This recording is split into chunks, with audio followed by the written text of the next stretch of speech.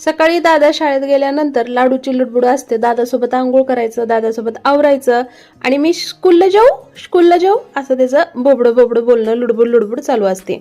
दादाला स्टॉपला सोडून आले, त्यानंतर मग लाडूला छान अशी आंघोळ घातली आणि आता इथं त्याचं गंध पावडर करते. तर हा पावडरचा डब्बा समर्थ जन्मला त्या दिवशीचा आहे, लाडूच्या वेळेस तर काही घेतलाच नव्हता, हा चांगला आहे म्हणून. त्यानंतर त्याला पावडर आणि काळा गंध, गालावर टिक्का त्याला लावायला खूप आवडतं. लाडूची तयारी झाल्यानंतर मग छान अशी देवपप्पाला आंघोळ घातली, रांगोळी, धूप दिवा अगरबत्ती सगळी केली. आज आहे एकादश, एकादशीची छान अशी आपली देवपूजा.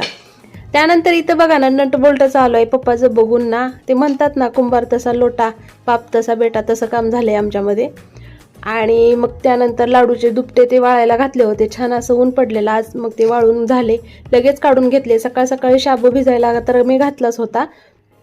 त्यानंतर जे माझ्या किचनमध्ये 2-3 मी पॉट ठेवलेले आहेत, हिरवे झाडं छोटे छोटे, तर त्याचं छान असं पाणी बदलून घेतलं तर 8-15 दिवसाला बदलते, जेणेकरून जास्त तर मी एकादशीलाच अशी कामं करते.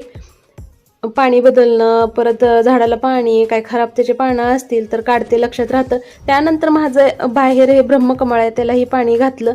खूप छान असं ऊन पडलं ना, खूपच भारी वाटते बाहेर. मग आल्यानंतर 4 मिरच्या घेतल्या आणि बारीक चिरायला लागले, कारण आता मला शाबू बनवायचा आहे आणि ते पण मस्त असा झणझणीत बनवणार आहे लोखंडाच्या कढईत. तर याचा डिटेल ब्लॉग मी अपलोड करते खाली त्रिकोणवरती, तुम्ही तिथं बघू शकता. आणि लाडूला बघायचं होतं की आई काय करते. त्यानंतर मी गुडधानी पण बनवलेली आहे, ते पण बघायचं असेल तर व्हिडिओ मोठा ब्लॉग तुम्ही बघा. मग गावाकडून 2 दिवस तूप आलेलं होतं, त्यावरली साय बी काढून घेतली. आणि आता दिवाळी जवळ आले, फराळीचं बनवण्यासाठी आपल्याला घरचं तूप लागणारच आहे. आणि मी साय काढेपर्यंत सेट झाली गुडधानी, कारण की मी त्याला ठेवलं होतं फ्रीजरमध्ये. मस्त अशी टेस्टी गुडधानी बघण्यासाठी मोठा ब्लॉग नक्की बघा.